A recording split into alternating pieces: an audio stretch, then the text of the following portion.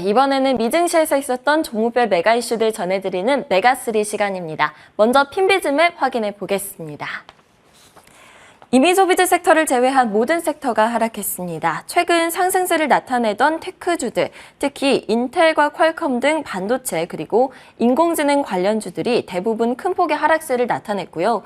엔비디아와 테슬라가 각각 2.6%, 5.3%가량 상승하긴 했지만 전반적인 지수 하락을 막지는 못했는데요. 특히나 에너지 섹터가 3% 가까이 급락을 했습니다.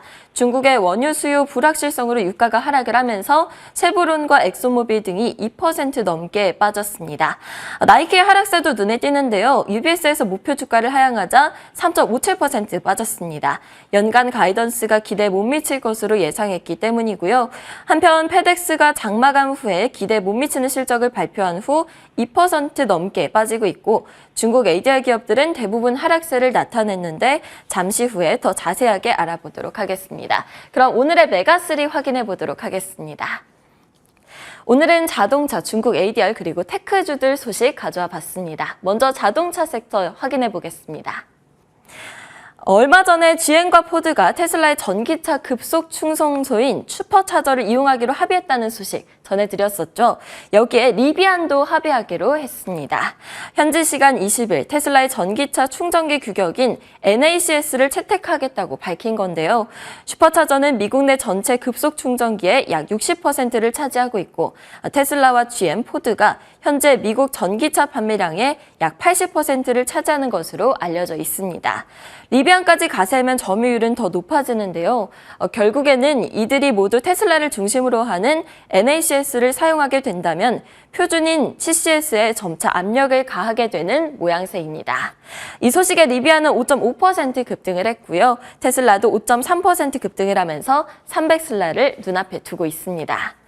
두 번째로 살펴볼 메가 이슈는 중국의 ADR 기업들 소식입니다. 중국 ADR 기업들은 대체로 하락세를 보이고 있는데요. 골드만삭스에서 중국의 올해 성장률 전망치를 기존의 6%에서 5.4%로 낮춰 잡았고요. 또 중국의 금리 인하폭에 대한 실망으로 징둥닷컴 등 중국 관련주들이 대체로 하락세를 보였습니다. 이 와중에 알리바바에서는 CEO 교체 소식이 들려오면서 4.5% 하락을 했습니다. 알리바바는 지난 3월 회사를 6개 부문으로 나눴는데요. 각 부문의 자금을 수월하게 조달하기 위해서라고 하죠. 이 CEO 교체도 사업 분할의 일환이라고 설명을 하고 있습니다. 한편 모건 스탠리에서 바이두가 중국의 인공지능 시장을 장악을 하면서 앞으로의 성장이 기대된다고 밝혔습니다.